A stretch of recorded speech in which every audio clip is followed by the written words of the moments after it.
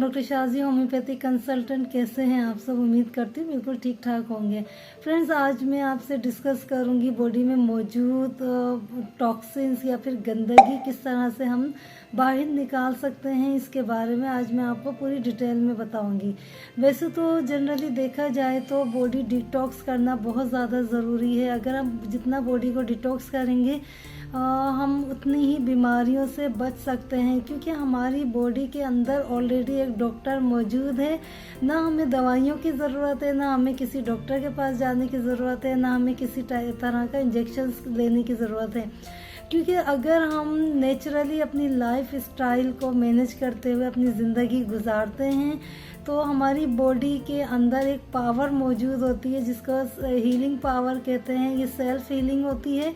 हमारी बॉडी में जिस तरह से जो भी इन्फ्लेमेशन होती है, इन्फेक्शन होता है या किसी भी तरह की वुंड हो जाती है, इंजरी हो जाती है, तो हमारी बॉडी खुद जो है सेल्फ हीलिंग करती है। इसकी एक मिसाल भी मैं आपको दे देती हूँ।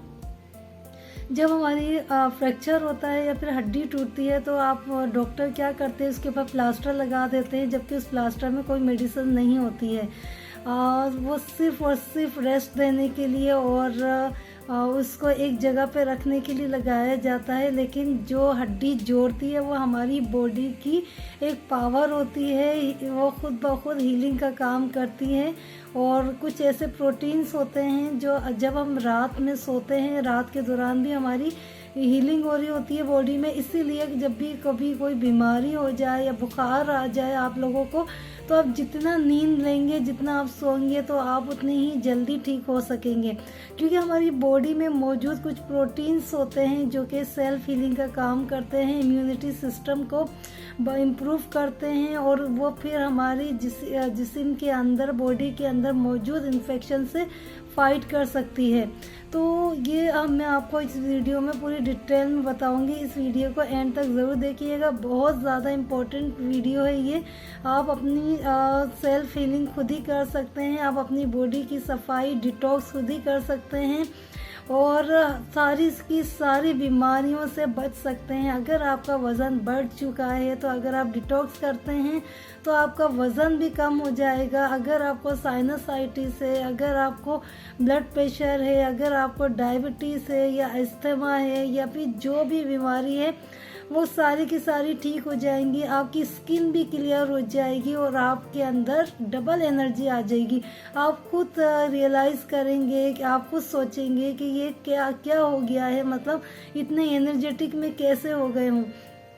तो आप इन सारे स्टेप्स को फॉलो ज़रूर करिएगा। आज मैं इस वीडियो में यही बताऊंगी, लेकिन इससे पहले सबसे पहले हमें कुछ बातें समझना पड़ेंगी कि हम जो खाना खाते हैं वो क्या करता है हमारी बॉडी के अंदर जाके, उसका क्या फंक्शन होते हैं। तो सबसे पहले तो वो ये खाना हमारी पेट में जाता है, फिर हमारे इंटेस्टाइन में जाते हुए फिर वेस्ट प्रोडक्ट्स की शक्ल में बाहर आ जाता है। लेकिन क्या आप लोग जानते हैं जो भी हम खाने खाते हैं क्या वो सेम टाइम प्रोसेस होता है उसका डाइजेशन का? नहीं, ऐसी बात नहीं है। अगर आप फल खाते हैं तो उसको डाइजेस्ट होने में तकरीबन 3 घंटे लगते हैं। 1 घंटा वो आपके पेट में होता है, फिर वो टूटता है, फिर उसके बाद इंटेस्टाइन में जाता है। स्मॉल इंटेस्टाइन में फंक्शंस होने के बाद फिर वहाँ से लार्ज इंटेस्टाइन में आता है, फिर जाके आप वेस्ट की सूरत में इसको बाहर निकाल सकते हैं। इसी तरह सब्जियों के बारे में मैं आपको बताना चाहूँगी कि जब हम सब्जियां खाते हैं उसको तकरीबन डाइजेस्ट होने में 6 घंटे लगते हैं। लेकिन आप जितनी भी अनाज वाली चीज़ें खाते हैं, जितनी भी गोश्त वगैरह खाते हैं अनाज से बनी हुई, जितने भी चने हो गए, दालें हो गई, जितने भी बीन्स वगैरह हो गए, ये सब आप खाते हैं तो इसको तकरीबन डाइजेस्ट होने में 18 आवर्स लगते हैं। तो फ्रेंड्स, आप ये सोचिए 18 आवर बहुत लंबा टाइम होता है। अगर हम खाना दिन में 3 से 4 बार खाते हैं जिसमें अनाज की क्वांटिटी ज़्यादा होती है, तो आप सोचिए ये हमारी बॉडी से कब बॉडी के अंदर कब डाइजेस्ट होगा, कब बाहर निकलेगा। तो इसी तरह से हम करते हैं कि हमने 2 रोटियां सुबह खा ली, नाश्ते में ब्रेड खा ली, ब्रेड्स के साथ साथ चाय कॉफ़ी पी ली, ये सारी चीज़ें खाने के बाद फिर लंच में 2 रोटी खा ली, फिर शाम में कुछ स्नैक खा लिया और सारी कार्बोहाइड्रेट वाली चीज़ें खा ली, फ्राइड चीज़ें खा ली और फिर रात में वापस आपने रोटी चावल ये सारा कुछ खा लिया। तो आप खुद सोचिए कि इतनी सारी आप चीज़ें खा रहे हैं तो हमारा डाइजेशन किस तरह से पॉसिबल है, क्योंकि एक भी टाइप के अनाज खाने में आपको 18 घंटे लगते हैं फ्रेंड्स। तो आप सोचिए, अगर आपने सुबह में खा लिया, फिर ब्रंच टाइम खाते हैं, फिर लंच टाइम में खा लेते हैं, तो आप 2 से 3 घंटे का भी रेस्ट नहीं देते हैं बॉडी में। फिर वो बॉडी में क्या होता है, एक टाइम तो वो आप वेस्ट की शक्ल में बाहर आ जाता है, लेकिन जो पहले का खाना होता है पड़ा हुआ, वो अंदर ही अंदर हमारी बॉडी में सड़ता रहता है। और जब सड़ता है तो उसमें वायरस हो जाते हैं, बैक्टीरिया हो जाते हैं, कीड़े पड़ जाते हैं। और फ्रेंड्स, आप लोग ने ये देखा है कि कितने लोगों के पेट में कीड़े होते हैं। अब आप ये सोचिए कि ये कीड़े खाते तो नहीं है ना, ये कीड़े मतलब कैसे आ जाते हैं पेट में। तो यही वजह है कि हम बार बार ज़्यादा खाना खाते हैं और इस तरह का खाना खाते हैं जो हजम होने में टाइम लगता है। तो इस वजह इस तरह से हम खाते रहते हैं तो हमारा खाना अंदर ही अंदर सड़ता रहता है।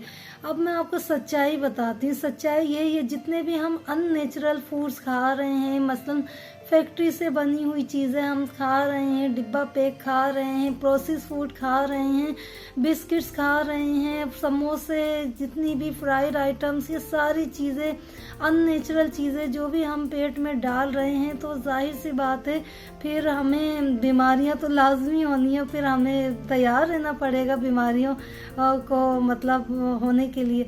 वो इस वजह से हमारी बॉडी जो है वो अननेचुरल चीज़ों के लिए बनी ही नहीं है। मतलब एक चीज़ जब बनी ही नहीं है हमारी बॉडी अननेचुरल चीज़ें खाने के लिए, तो हम इसके अंदर ये चीज़ें डालते रहेंगे तो फिर बीमार तो हो जाएंगे।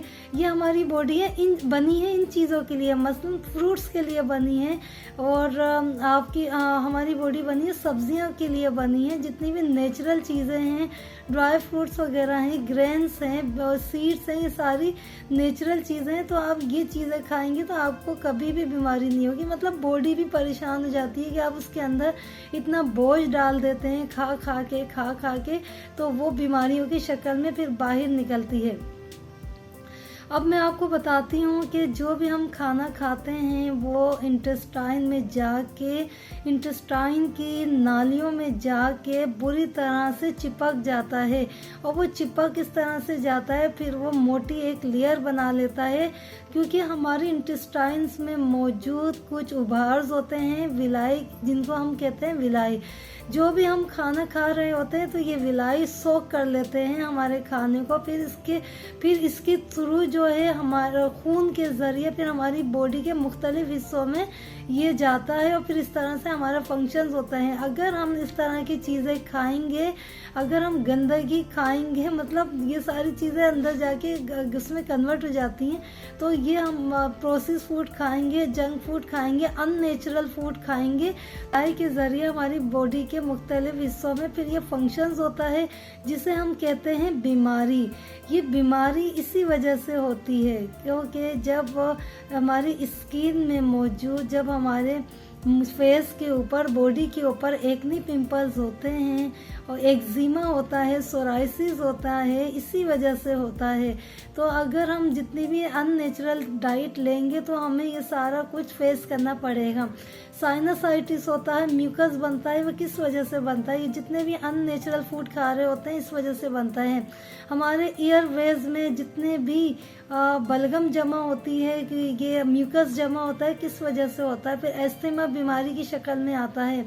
फिर ब्लड प्रेशर, हमारे खून के अंदर भारी हो जाते हैं, ये मॉलिक्यूल्स मतलब गाढ़ापन कर देते हैं खून के अंदर, फिर हमें ब्लड प्रेशर हो जाता है। हमारी आर्टरीज में ये सारी चीज़ें मौजूद हो जाती हैं और आर्टरीज में ब्लॉकेज कर देती हैं, तो फिर हार्ट की डिजीजेज हो जाती हैं। इसी तरह से कोलेस्ट्रॉल लेवल हमारा बढ़ जाता है। ये सारी चीज़ें ये सिर्फ और सिर्फ अननेचुरल फूड खाने की वजह से होता है। अगर हम नेचुरल फूड्स पे आ जाते हैं, अपनी ज़िंदगी को नेचुरल चीज़ों की तरफ लेके आते हैं, तो आप यकीन जाने हमारी बॉडी बीमारियों के लिए बनी ही नहीं है। हमें कभी भी कोई भी बीमारी ना हो। अगर हम इस गंदगी को अपनी बॉडी से नहीं निकालेंगे तो ये स्टोन्स जो बन जाते हैं, किडनी स्टोन्स की शक्ल में या फिर गॉल ब्लैडर की शक्ल में, फिर हम इसको बीमारी कहते हैं कि स्टोन्स हो गए। फिर इसी तरह से हमारी ओवरीज में ये गंदगी जमा हो जाती है, फिर हम इसे कहते हैं कि सिस्ट बन गई हैं, गांठें बन गई हैं। फिर इसी तरह से ट्यूमर्स बन जाते हैं। इसी तरह से बहुत सारी चीज़ें, बीमारियां ऐसी होती हैं सिर्फ और सिर्फ इस गंदगी की वजह से बन जाती है। फिर हम इसको बीमारी का नाम दे देते हैं। अभी तो ये बीमारी आपको छोटी लग रही होगी, लेकिन आगे जाके मज़ीद ये बहुत ही डेंजरस हो जाती हैं और फिर बड़ी बड़ी बीमारियों की शक्ल में आपके सामने आती है।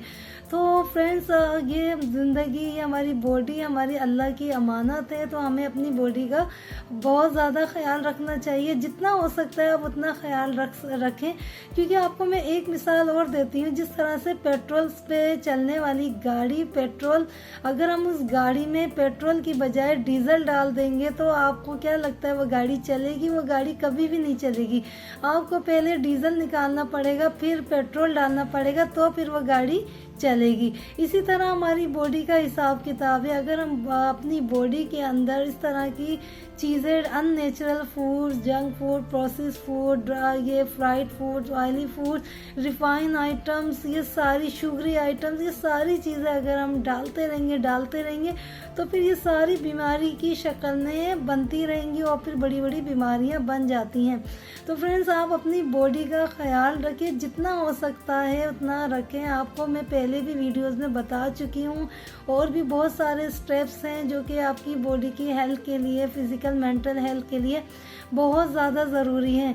तो आज की वीडियो बनाने का मकसद ये है कि आप अपनी बॉडी को डिटॉक्स करें, जितना हो सकता है डिटॉक्स करें, और जितना हो सकता है फास्टिंग पर रहें। अगर आप हर वक्त खाना खाते रहेंगे तो आपकी बॉडी को टाइम ही नहीं मिलेगा। आपकी बॉडी को डाइजेस्ट करने का एक फंक्शन होता है, उसके लिए उसको टाइम चाहिए होता है। तो अगर आप उसको बॉडी को फंक्शन को टाइम नहीं देंगे तो आप किस तरह से हेल्दी रह सकते हैं। तो फ्रेंड्स, मैं आपको डिटॉक्स करने के भी बहुत सारे तरीके बताऊंगी नेक्स्ट वीडियो में, लेकिन कुछ मैं आपको तरीके बता देती हूँ आप अपनी बॉडी को डिटॉक्स कैसे कर सकते हैं। आप पानी ज़्यादा से ज़्यादा पिएं।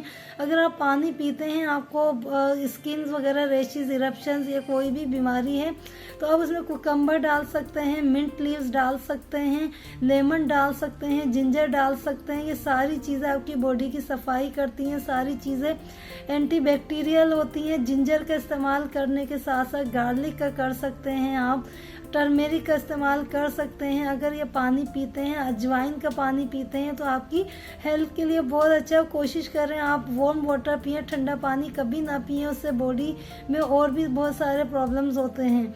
तो फ्रेंड्स, उम्मीद करती हूँ आपको मेरी ये वीडियो पसंद आई होगी। अगर आपको ये मेरी वीडियो पसंद आई है तो अपनी फ्रेंड्स, फैमिली के साथ ज़रूर शेयर कर दीजिएगा। अपना बहुत सारा ख्याल रखिएगा। अल्लाह पाक आपको शिफा अता फरमाए। अल्लाह हाफिज़।